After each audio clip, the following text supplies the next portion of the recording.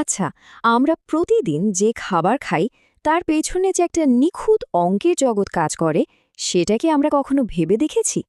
এই বিশ্লেষণে আমরা ঠিক সেই অদৃশ্য শক্তিকেই সামনে আনব, জানব কিভাবে সাধারণ সংখ্যা আর সূত্রগুলো খামার থেকে আমাদের খাবারের টেবিল পর্যন্ত সবকিছু নিয়ন্ত্রণ করছে।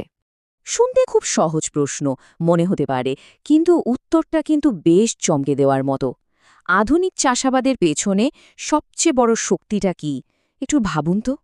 না, এর উত্তর কিন্তু শক্তিশালী কোনো যন্ত্র না।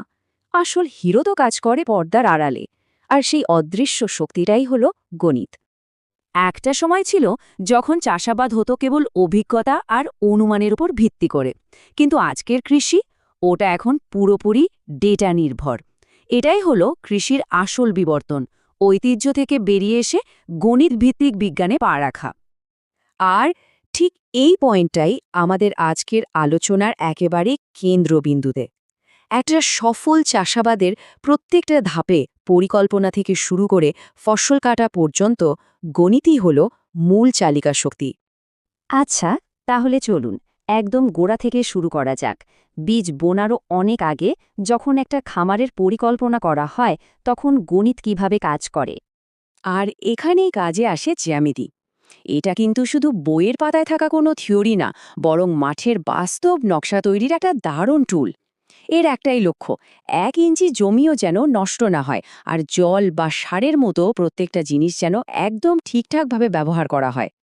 দেখুন, এই যে সহজ সূত্রগুলো, যেগুলো আমরা সবাই চিনি, এগুলোই কিন্তু একজন কৃষকের সবচেয়ে বড় সম্পদ। এই সূত্রগুলো দিয়েই জমির ক্ষেত্রফল নিখুঁতভাবে মাপা হয়, আর সেটার উপর ভিত্তি করেই ঠিক হয় কাজের পরিধি। আর এই নিখুঁত মাপজোখের কারণে একজন কৃষক ঠিক ঠিক জানেন তার কতটা বীজ লাগবে বা কী পরিমাণ সার দিতে হবে। এতে যেমন খরচ বাঁচে, তেমনি পরিবেশেরও উপকার হয়। আসল কথা হলো অপচয় কমানো। বেশ, মাঠের নকশা তো হলো। এবার চলুন দেখি, ফসল যখন বাড়তে শুরু করে সেই পর্যায়ে গণিত কিভাবে একটা স্বাস্থ্যকর শস্য নিশ্চিত করে। একটা ফসলকে তার প্রয়োজনীয় পুষ্টি দেওয়া কিন্তু একটা জটিল বিজ্ঞান। তবে প্রশ্নটা যদি সহজ করে বলি তাহলে দাঁড়ায়, একটা গাছকে ঠিক কী পরিমাণ খাবার দিতে হবে, আর এর উত্তরটা দেয় গণিত। দেখুন, প্রসেসটা কিন্তু খুবই লজিক্যাল। প্রথমে দেখা হয় ফসলের ঠিক কি কি দরকার, তারপর মাটি পরীক্ষা করে বোঝা যায় সেখানে অলরেডি কি কি আছে। ব্যাস, এরপর সাধারণ একটা বিয়োগ করলেই তো ঘাটতিটা বেরিয়ে আসে। ঠিক ততটাই সার দিতে হবে, 1 ফোঁটাও বেশি না।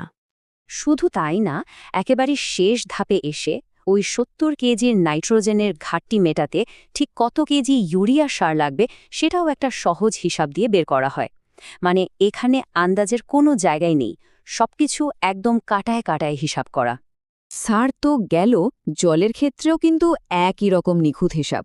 এই যে কঠিন শব্দটা ইভাপোট্রান্সপিরেশন, এটার মানে হলো একটা গাণিতিক হিসাব যা বলে দেয় গাছ ঠিক কতটা জল ব্যবহার করে ফেলছে। আর এই হিসেবটা জানা থাকলে 1 ফোঁটা জলও নষ্ট না করে সেচ দেওয়া সম্ভব হয়। তো ফসল বেড়ে ওঠার পর আসে ফসল তোলার পালা। চলুন দেখি এই ধাপে এসে অঙ্ক কিভাবে ফলন অনুমান করতে আর বাকি সব কিছু প্ল্যান করতে হেল্প করে। 8%। ভাবা যায়, একটা সার্ভে বলছে ফসল তোলার পর প্রায় এই বিপুল পরিমাণ ফসল নষ্ট হয়ে যায়। এই বিশাল অপচয়টা কমানোর জন্যই গণিত খুব জরুরি একটা ভূমিকা পালন করে। তো এই সমস্যার একটা সমাধান হতে পারে কোয়াড্রেন্ট পদ্ধতি। এখানে যেটা করা হয়, পুরো মাঠের ফলন আন্দাজ করার জন্য কয়েকটা ছোট ছোট অংশ থেকে স্যাম্পল নেওয়া হয়, আর ওই ছোট স্যাম্পলের ডেটা দিয়েই পুরো মাঠের উৎপাদনের একটা পরিষ্কার ছবি পাওয়া যায়। আর এই যে সঠিক একটা ধারণা পাওয়া গেল, এটাই কৃষকের সাহায্য করে আগে থেকে ঠিক করতে যে তার কত বড় স্টোরেজ লাগবে বা কেমন পরিবহনের ব্যবস্থা করতে হবে। ফলে ফসল নষ্ট হওয়ার ভয় অনেক কমে যায়। খামার থেকে আমাদের প্লেটে খাবার আসার রাস্তাটা কিন্তু বেশ লম্বা আর জটিল। এই পুরো জার্নিটাকেই বলা হয় কৃষি সাপ্লাই চেইন। আর এই জটিল রাস্তাটাকে সহজ করার জন্যই ব্যবহার করা হয় গাণিতিক অপটিমাইজেশন মডেল। এই মডেলগুলো আসলে কি করে?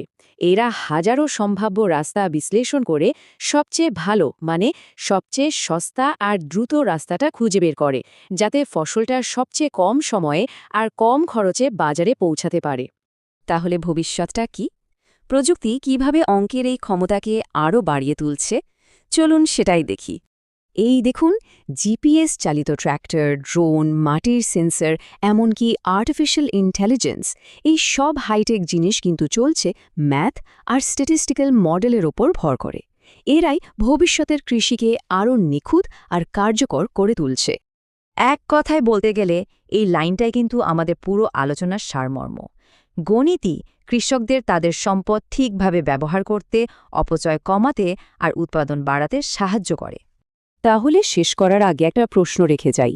আজকের খামার যদি একটা পাওয়ারফুল ক্যালকুলেটরের মতো হয়, যেটা সব কিছু নিখুঁতভাবে হিসাব করে, তাহলে ভবিষ্যতের খামারটা ঠিক কী হতে চলেছে? হয়তো এমন একটা ইন্টেলিজেন্ট সিস্টেম যেটা নিজেই শিখবে, নিজেই সিদ্ধান্ত নেবে। ভাবার মতো বিষয়।